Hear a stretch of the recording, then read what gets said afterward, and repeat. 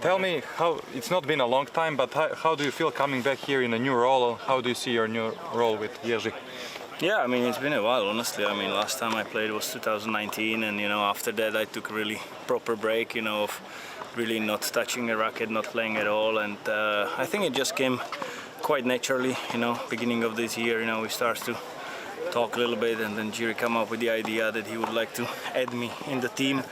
And yeah, basically that's what happened, So basically from Monaco, we did already a couple of weeks together, and here is our first slam. So yeah, everything's going well, pretty good. Not going too bad for now. Tomorrow you have Medvedev. Yeah. I mean, it's a tough opponent, For Jerzy, is everything a new experience. He's gonna play first time on the big court, and yeah, I mean, it's a nice experience for him. He's been doing pretty well. I mean, he's confident, he's feeling strong. And that's the most important that you can have, for the beginning of the match. And yeah, let's see what he's going to do tomorrow. You mentioned first time on the big court for him. What do you think is your biggest contribution to this team, you having played on these courts, play a file here? Yeah, I mean, of course it is. First of all, it's a hard work that he's doing with his current team, with his coach Michael, and exactly, I'm the addition to it, because I've been through this, I've been through all those matches, and it's a part of the experience that I'm trying to share with him, and then it's really up to him, how much he's gonna absorb it, how much he's gonna use it, and he's a young player, so the things are not happening overnight, so it is something that he needs to get into himself, and it's all about consuming all the experience that he can get from around. If you can pinpoint one or two advices that you would give him ahead of a match like this on a big court, what would those be? This is always tough to say to the TV, because there are some certain things that you wanna always keep with the team, and it's something which tennis is very individual sport, and this is something that it's not that people would be just watching this, but it's also something that you wanna have some like a secret things that you preparing your player for, and not to be sharing that much. But he's a guy that he listens a lot, which is good. He wants to improve. He wants to hear all those experience, and he trying to use them well. So far it's been working good. Ever since you retired, things have developed in GOAT race. Novak is now leading the Grand Slam race.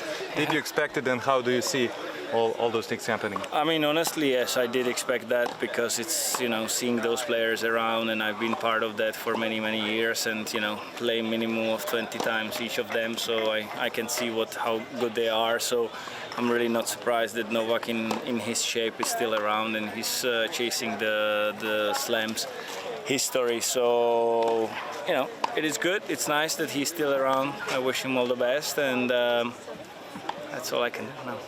And lastly, I would like to get your opinion on Carlos Alcaraz, his game, particularly here on grass, and who can threaten Novak the most here?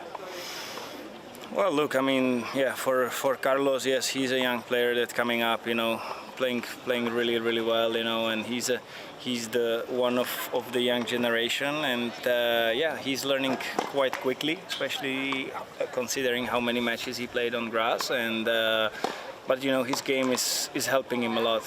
He's moving well. He likes to play aggressive. He's very talented with a good feel for the ball, and that helps on the grass a lot. So who can threaten him? Look, I mean, he's very young.